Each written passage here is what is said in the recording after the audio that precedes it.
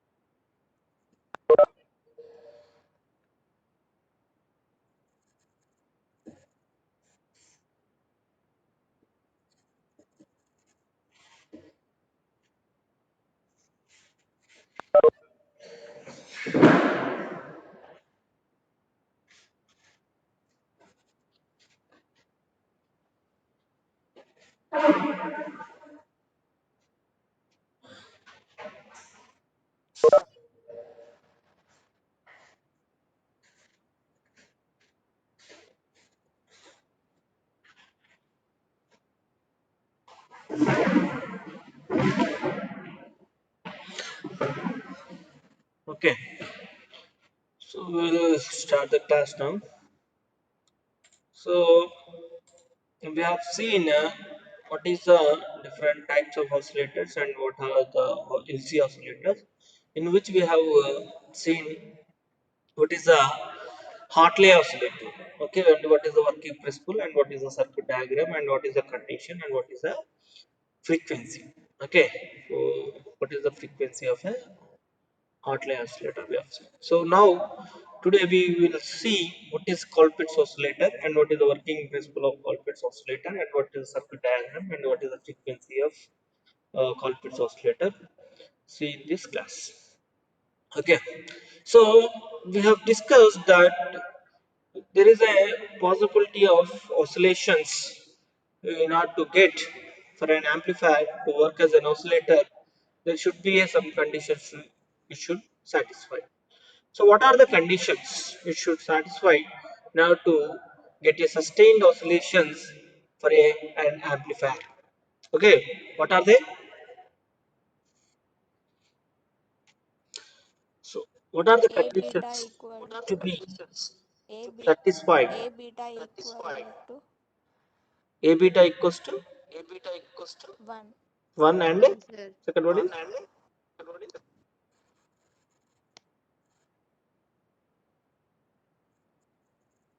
what is Barkhofen criteria?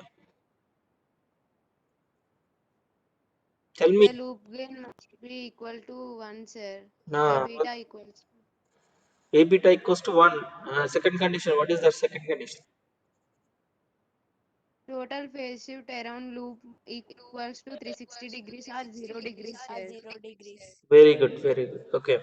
So the the amplifier to be work as an oscillator, it should satisfy the conditions. That conditions you can call as the Barkhausen criteria are the conditions for sustained oscillations.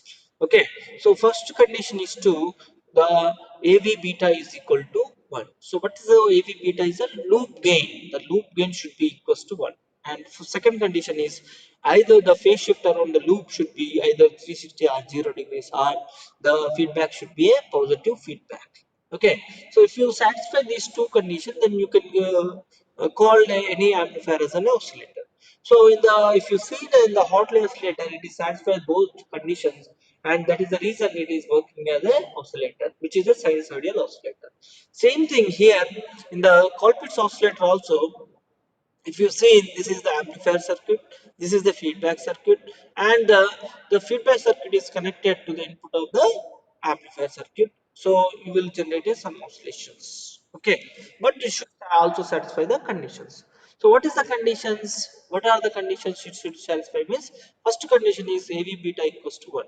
So in order to make AV beta equals to 1, the condition for AV beta equals 1 means you should calculate the what is the beta value. So what is the beta? Beta is the feedback fraction or feedback ratio, which is equals to VF by V naught, that is equal to XC1 by XC2, that is equal to C2 by C1. So there you have a L1 by L2, but here C2 by C1, and AB is equal to, or gain is equal to A is equal to 1 by beta, because A beta equals 1. So beta is equal to C2 by C1, then A is equal to C1 by C2.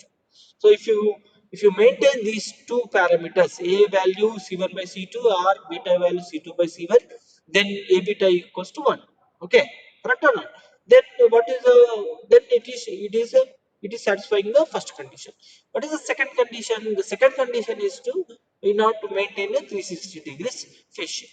So in order to maintain the 360 degrees phase shift, the feedback should be here connected. It should be maintain a 180 degree phase shift, and the overall the phase shift of the this amplifier also should be 180 degrees, because the C amplifier you are getting at the output is phase inversion. What is the phase inversion? 180 degrees phase shift. Okay, any C amplifier will generate a 180 degrees phase shift or phase inversion. Phase inversion means 180 degrees. Okay, so it will, if you are a positive going signal you are giving means you will get a negative going. If a negative going signal is given means you are getting a positive going signal. So it is reverse. The output should be reverse phase reversal. The phase inversal is present by using a C amplifier. That is the reason it is an inverter circuit, phase inverter. C amplifier is working as a phase inverter. So the phase inversion of 180 degrees, which is provided by the amplifier circuit, and 180 degrees also provided by the feedback circuit. So total phase shift is 360 degrees. So both condition it is satisfied. Barkhausen criteria is satisfied. So it will work as an oscillator, which is a LC oscillator, and also a comes under sinusoidal oscillator. Okay. Same thing. The working principle of the Hartley and Colpitts is same. So where it is difference is the difference is main in the feedback circuit. So in place of capacitor you have inductor. In place of inductor we have a capacitor. Correct or not? So there L1 and L2 connected in series. In the middle of the L1 L2 there you connect a ground. Here in the middle of the C1 C2 you are connecting ground, and in place of capacitor you have replacing with the inductor. So this is the only difference in the circuit diagram. If you observe your Hartley oscillator and Colpitts oscillator, there is no much difference. So the difference is only in the feedback circuit, and replacing the C capacitor with the inductor, inductor with the capacitor. That is the only reason. So same thing. Whatever the R1 and R2 and RE will provide a biasing purpose as well as the stabilization purpose, and the RFC is the load which will be connected at the directly to the VCC. Whenever the switch is closed, the voltage is connected to RFC. Radio frequency called choke will be it will be energized, and the output is taken at the collector. Okay, and whatever the voltage you are generated at the output, you are given to the feedback circuit. The feedback circuit now it is given to the input of the transistor amplifier or transistor base of the transistor. Then what will happen? That it will amplify the energy of the signal. So that's it is multiplying the energy of the signals, and it will generate a output at the collector, and it is connected in the RFC coil. Okay, so this is the your performance and as well as the working of the your or operation of the Colpitts oscillator. Okay, so, and then what is the frequency of oscillations? So, what is the frequency of oscillation? If you see, the formula is same. What is that? 1 by 2 pi under root LC. But C here, capital C is a capacitance. It is not simple capacitance. It is a combination of C1 and C2, and they are connected in series.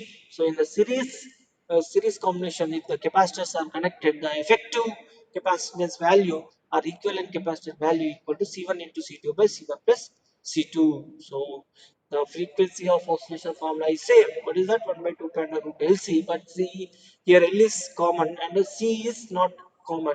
It is the equivalent capacitance value, and it is equal to C1 into C2 by C1 plus C2. And what is the value of feedback fraction or feedback ratio? It is given by Vf by V naught. If you observe this diagram, Vf is equal to Xc1 and V naught equal to Xc2.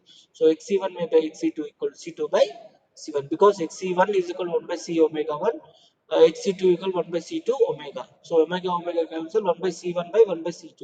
So what will happen? It is C2 by C1. So frequency of oscillations also you know very well how to calculate the frequency of oscillation of a Colpitts oscillator, because for a tank circuit, two capacitors and inductive coil capital L, the net reactive reactance should be equals to 0. So net reactance should be 0 means x1 plus x2 plus x3 equals to 0. Then what will happen? The value of minus omega c1 plus minus omega c2 plus omega l equals 0, then you will find out omega value. There you will get a frequency. The what is the frequency? Omega by 2 pi. So there you can replace the 1 by 2 pi and root L into c1 c2 by c1 plus c2. Where c1 c2 by c1 plus c2 you can replace with the c. So c or c equivalent. Okay, so this is the Colpitts oscillator and the frequency of oscillations as well as the your circuit diagram and operation. Okay, so what is the difference? Is only difference in the feedback circuit and the formula, and where you can just replace the C value with the C1 C2 plus C1 plus C2, and the beta is different. There L1 by L2, here beta is C2 by C1. So A is equal to gain of the amplifier should be equal to 1 by beta. So beta equal to what will happen? C1 by C2. Okay, so here what is that is the only difference. And we will this is the today class. So we will wind up here. So before that, I will ask you some questions regarding this. So what are they? So for example, if you see what is the Colpitts oscillator? What is Colpitts oscillator? What is Colpitts?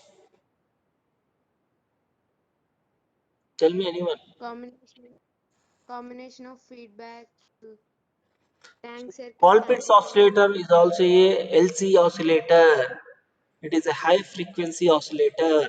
It is a high frequency oscillator because you are using a LNC, inductor and capacitor. So the what will generate the frequencies in under the range of very high frequency or high frequency range. Okay, so it is also a LC oscillator, and which is a sinusoidal oscillator or non-sinusoidal oscillator. Whether Colpitts is a sinusoidal oscillator or non-sinusoidal oscillator. The Colpitts oscillator is a sinusoidal oscillator. It is comes under sinusoidal and LC oscillator. Okay, what is the frequency of oscillation for a Colpitts oscillator?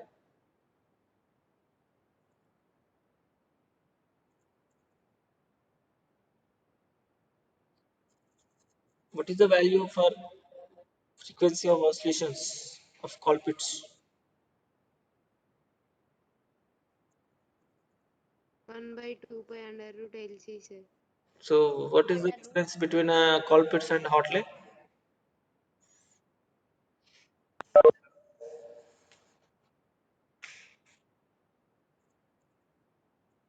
What is the major difference between Colpitts and Hartley oscillators?